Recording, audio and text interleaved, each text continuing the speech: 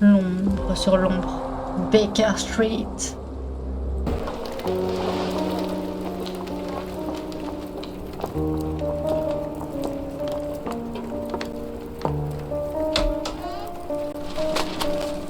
Dr. Watson, would you kindly close the door behind you so that we can limit the price of your carelessness to merely hours of work rather than days? My apologies, Mr. Holmes. I found myself rather taken aback. I saw tidier houses in war-torn Afghanistan. Are those my surgical needles? I ran out of tacks and the matter required immediate attention. Was that my supper? Plainly not, for I was the one who ate it.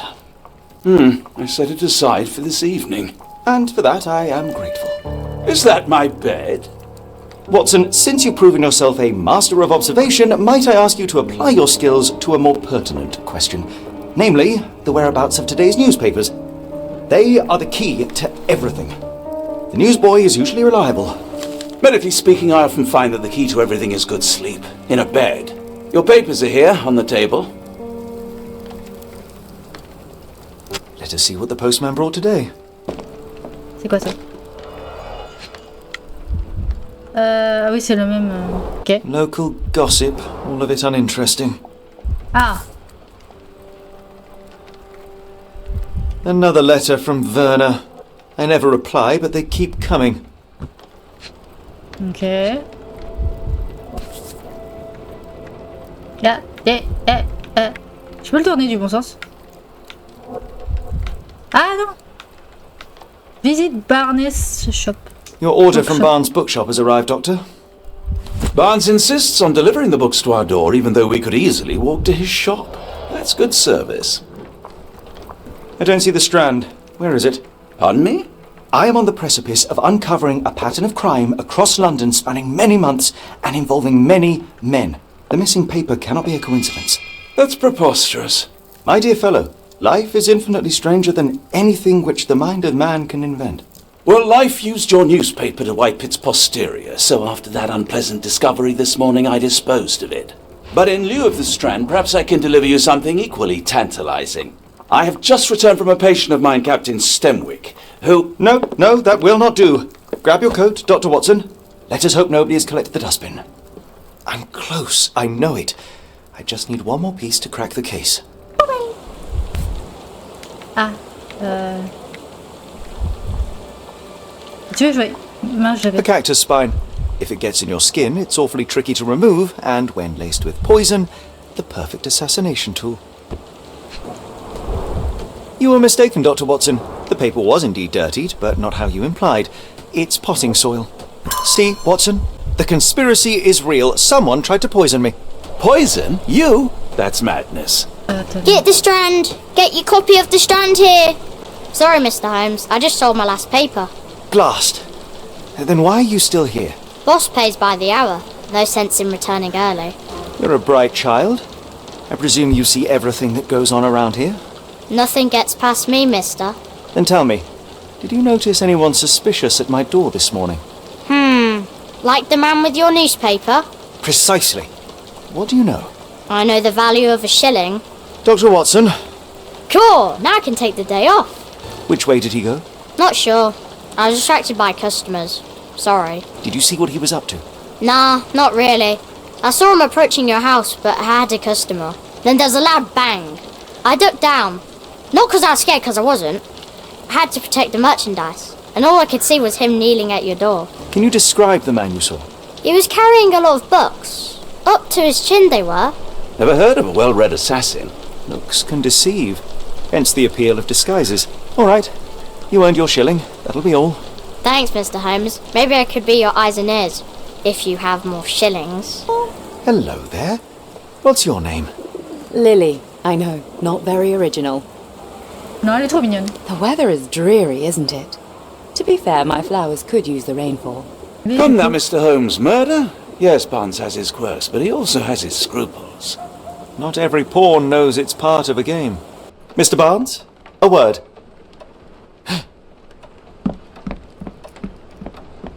Oh, for goodness sake.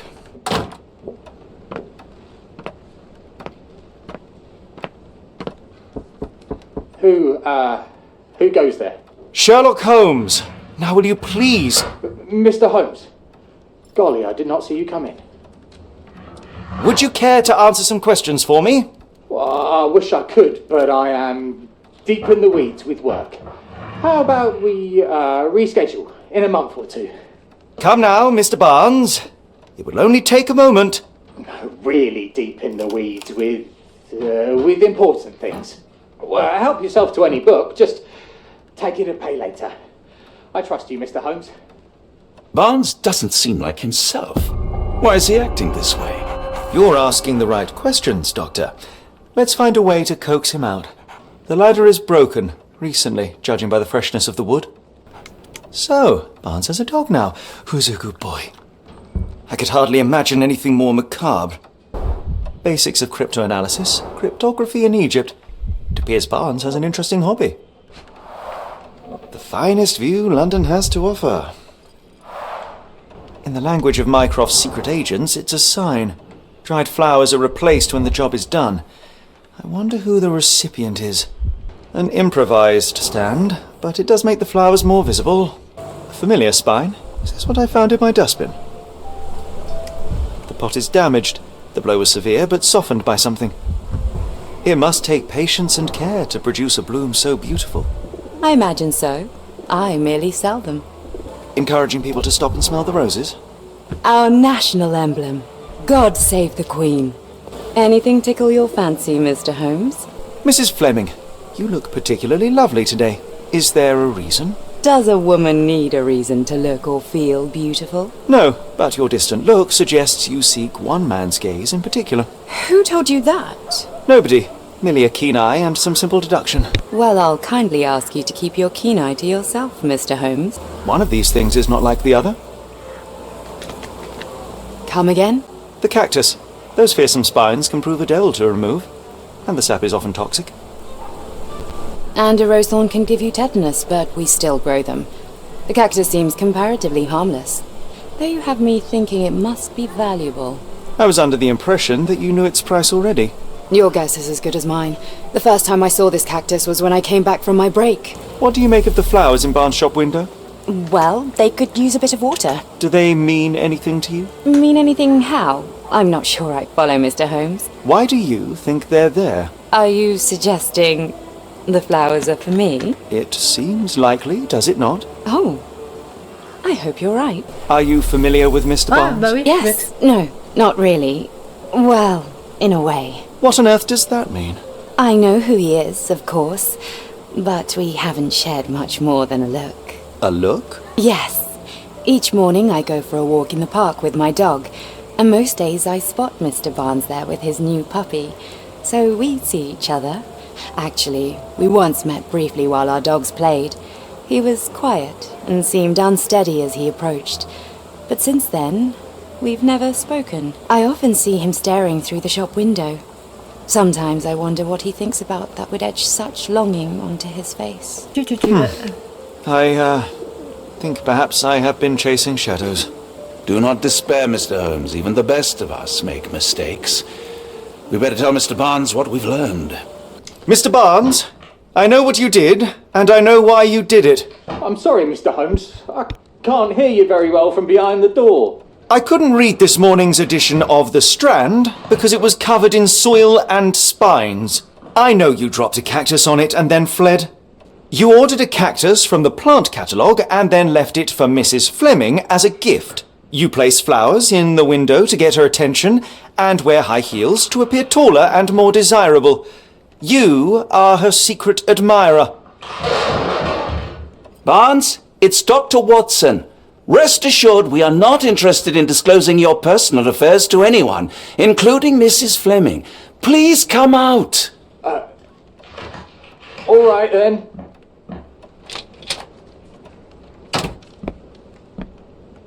So, you know what happened then? I was on my way back from the post office, having picked up the cactus and some books. It was quite an awkward package, heavy too, and when I got to your door, I dropped the cactus in your paper. Forgive me. I needed that paper to prove a theory and prevent a crime. Your actions were rather disruptive. Your clumsiness carrying the post is matched only by the clumsiness of your romantic gesture. Oh, it's true. I am useless with this sort of thing. I'm not even sure if Mrs. Fleming noticed. I have neither the experience nor the interest in navigating the finer sex and their peculiarities. Do what you will.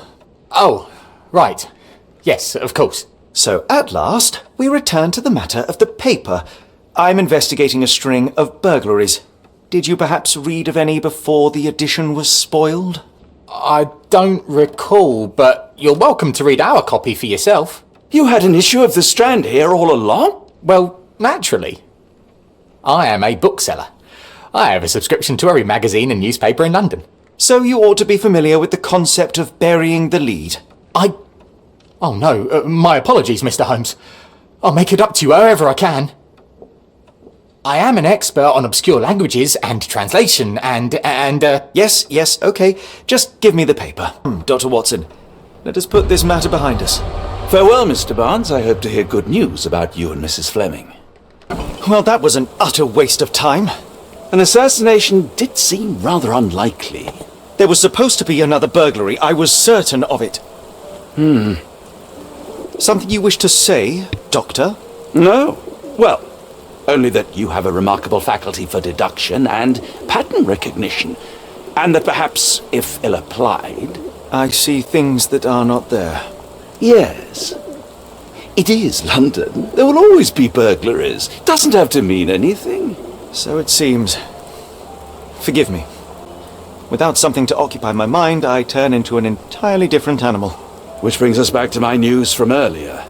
I think I have a case for you, a real one. Truly? Indeed. Though perhaps not as thrilling as your stories from Cordona. A patient of mine, Captain Stenwick, told me that his servant disappeared. I said I knew just the man to help. What do you say? Oh, Watson. Yes, I know it's not the most tantalizing mystery, nor the story to launch my writing career. But it's brilliant. Let's go. Oh, good. Well, his house is nearby. Come, but further now. Is this lousy attitude of yours because of my altercation with Inspector Lockhart? Did he put you up to this? Sir, the inspector has nothing to do with it. I'm telling you the same thing I tell anyone seeking a missing person. Good day, gentlemen. Forgive the intrusion.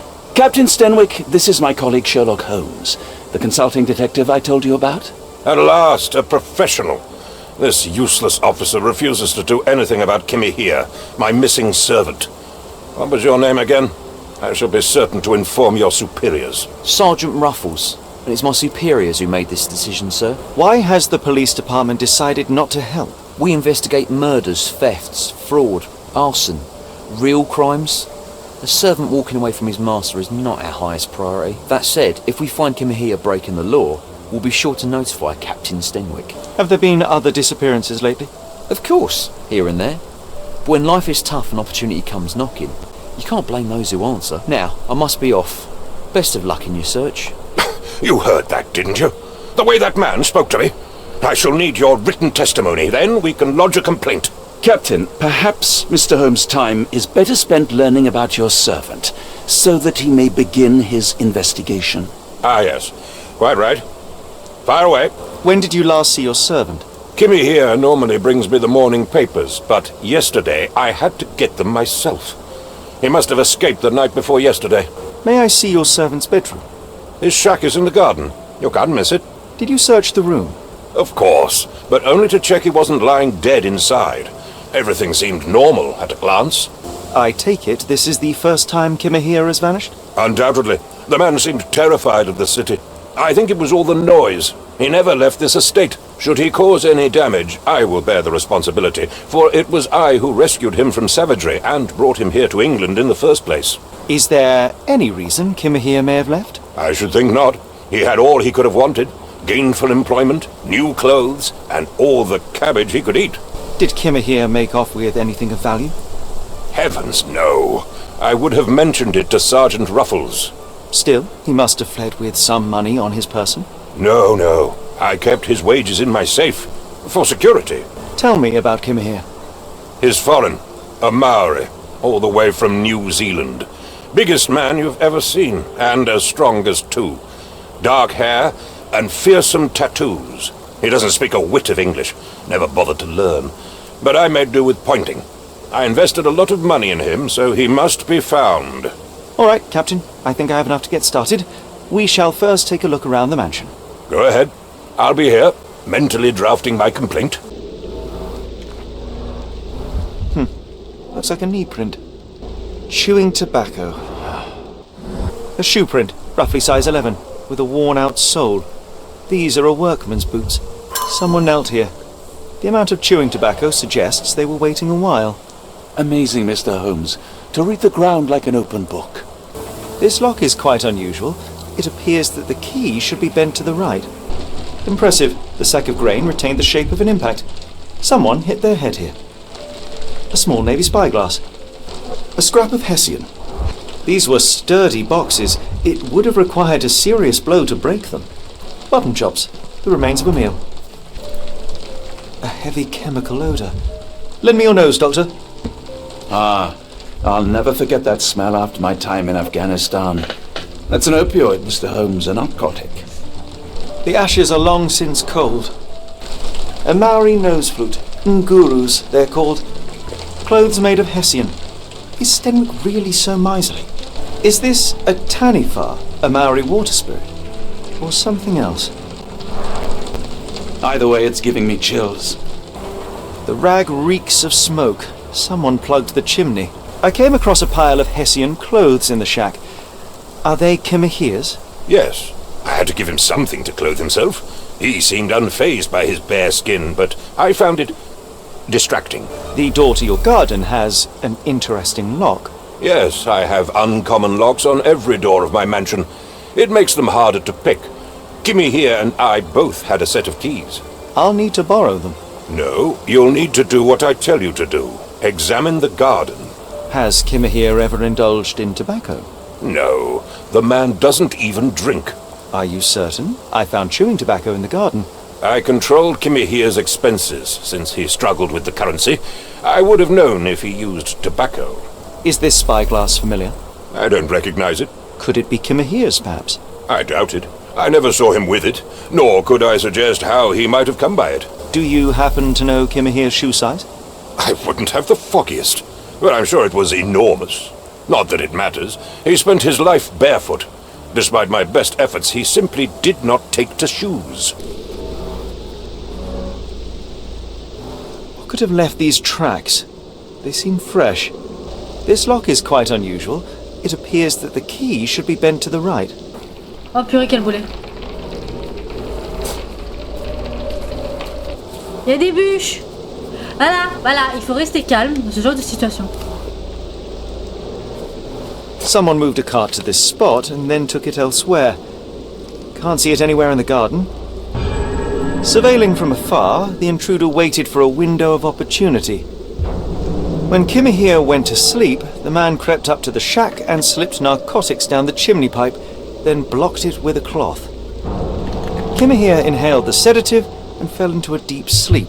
The intruder tried to move him, but the man was heavier than expected. The intruder fell on the sack and dropped his spyglass. In order to transport the servant, he had to use the cart.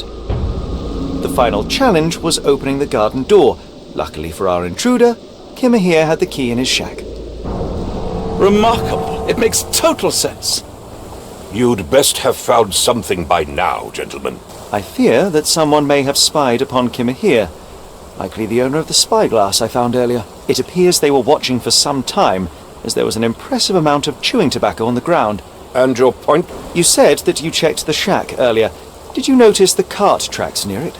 Now, one ought to expect a servant to make regular use of such a thing. Indeed, I would have overlooked the detail were it not for the cart's absence. If, as you say, Kimahia never leaves your estate, then where did it go? I expect answers from you, Mr. Holmes, not questions. I found the residue of narcotics in Kimahia's brazier. There are several explanations, perhaps your servant's recreational interest, or an attempt at poisoning. Cut to the chase, Mr. Holmes. I won't keep you in suspense any longer, Captain. Kimahia was abducted by the owner of the spyglass. When your servant fell asleep, he slipped a narcotic into Kimahia's brazier to make him sleep even more soundly. In order to carry a man as large as Kimahia, The intruder stole the cart and rolled him right out of your garden. Now, hold on. All this simply to tell me what I already know? Why haven't you found him yet? I only arrived a moment ago. It is, frankly, incredible that I have already deduced so much. Every second you dawdle here, waiting for me to stroke your ego, is another second wasted. I'm not interested in the how, the why, or the who. I am only interested in recovering my investment. Spare me the claptrap, boy, and go and fetch my servant. The point is, Captain, we're telling you this for a reason. The intruder fled through the garden door, and we need a key to follow his trail. Well, then you should have led with that. Here you go. I hope you'll return soon with good news. And in the meantime, please teach your companion the art of brevity. Sturdy rope, professionally tied in a Portuguese bowline. This knot is often used by sailors to create a bosun's chair. Wheels picked up grass along the way. Kimahia's cart, I gather. Roy Soulsby. Could that be the name of our man? A strange substance. I have my suspicions based on the colour and consistency, but would you care to hazard a guess, Doctor? Well, it's odorless, but from the way it absorbs water, I'd say saltpeter. Then we're in agreement. Well done. The strand proved not so useless after all. The saltpeter accident. Doctor, do you recall? The Port of London, of course. The footwear, the spyglass. Indeed. We shall need to take a cab there. Where to, Gav? The Port of London, please. I will show you where to stop. Mes petits evolis, j'espère que ça vous aura plu. Si la vidéo telle quelle vous aura plu, voilà, blablabla, blabla. Mettez un pouce bleu, vraiment, ça me ferait extrêmement plaisir. Si vous l'avez pas aimé, mettez un pouce rouge. Montrez-moi que vous l'avez vu, au moins. Si vous avez des commentaires à mettre, s'il y a des améliorations que j'ai à faire, par exemple, eh ben dites-les-moi en commentaire. Je précise, pour ceux qui sont arrivés jusqu'au bout, jusque-là, les vidéos arrivent quand je veux, quand je filme, quand je fais les streams, etc., etc., etc. Vraiment, c'est quand je veux. Je fais ça vraiment pour le plaisir. Je ne fais pas ça pour avoir 10 000 abonnés, pour avoir plein de vues, pour avoir plein de pouces bleus. Évidemment, les vues, ça me fait plaisir. Évidemment, les pouces bleus, ça me fait plaisir. Bref, évidemment, avoir des abonnés, ça me plaît. Sur ma chaîne YouTube, on est 63, je crois. On est une soixantaine. C'est génial. Ça me fait extrêmement plaisir. Voilà. Quoi d'autre de dire avant la fin? Je pense que c'est tout. Oui, si. Parce que j'ai dit ça en début de stream et je vous dis pour vous YouTube. Au moment, vous aurez cette vidéo le mercredi. Sûr. Je sais pas à quelle heure, mais le mercredi. J'avais regardé le 22. On va dire aujourd'hui, on est mercredi 22. Donc samedi soir, il y aura la suite du jeu, le chapitre 2. Si vous voulez venir me voir. Parce que je le fais en général le samedi soir, enfin en général, tout le temps le samedi soir, mais c'est vraiment quand je veux, je suis pas fatiguée, si je suis pas occupée, si il y a plein, voilà, là il fait chaud, mais je vais faire vraiment un effort parce que j'adore ce jeu. Et que j'aimerais bien que vous soyez là à voir et qu'on participe tous ensemble au jeu. Au jeu. Bref, je m'arrête là. J'espère encore une fois que ça vous aura plu. Et on se voit à la prochaine fois, mes petits évolis. Et j'espère vous revoir pour le stream de samedi à 20h. Oui, j'ai pas de programme parce que je fais ça pour le plaisir. Des bisous. Et bye. Levez les mains, on se retrouve déjà demain. Un clic, un cœur, c'est notre lien. On avance tous sur le même chemin.